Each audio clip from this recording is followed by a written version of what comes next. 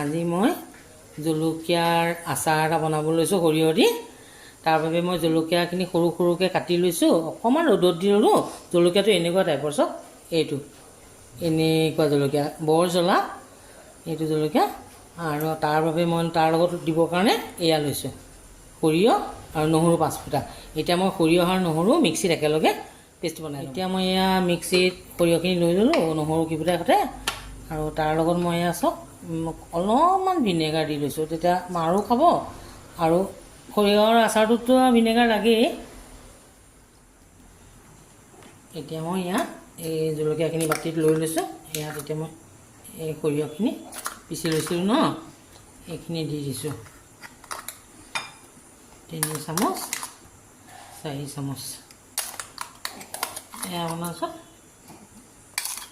মোটামুটি 5 চামুচ হৈছে আৰু একদম ফুল ফুলকৈ। এয়া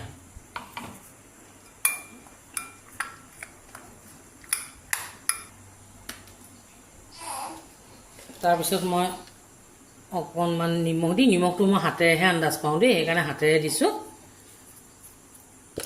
হা এতিয়া ইয়াত আপোনাৰ অকণমান চেনি অকণ দিম। চেনি দিয়া চামুচ এইখন চাওক, চেনি দিয়া একদম সৰু সৰু চামুচ আৰু এইখন একদম অকণমানি দিছোঁ। দি পেলাই এতিয়া হালধি অকণমান হালধি দি দিম। এয়া অকণমান দিছোঁ খুটমান।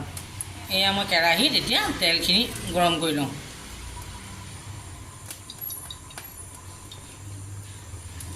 এয়া তেলখিনি গৰম কৰি লওঁ, তাৰপিছত মই বনাম।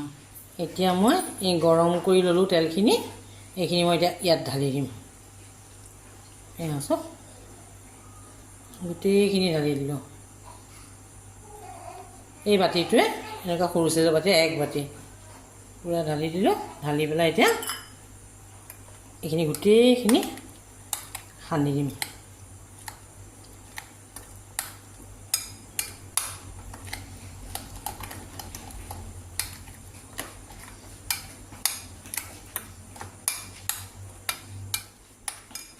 এয়া চাওক এইটো একদম ধুনীয়াকৈ হৈ গ'ল, ৰেডি হৈ গ'ল। এইটো বিয়া ঘৰত যে আমি খাওঁ ৰঙা জলকীয়াৰ সৈতে বনাই, মই সেউজীয়া জলকীয়াৰে বনাইছোঁ।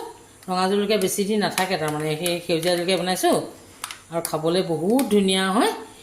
এতিয়া এদিন ৰ'দত দিব, দি পেলাই আপুনি চিচাৰ বটলত ভৰাই থ'ব, ময়ো তেনেকৈ ভৰাই থ'ম। তাৰপিছত খাবচোন, বহুত ধুনীয়া হয় খাবলৈ, যথেষ্ট ভাল হয়।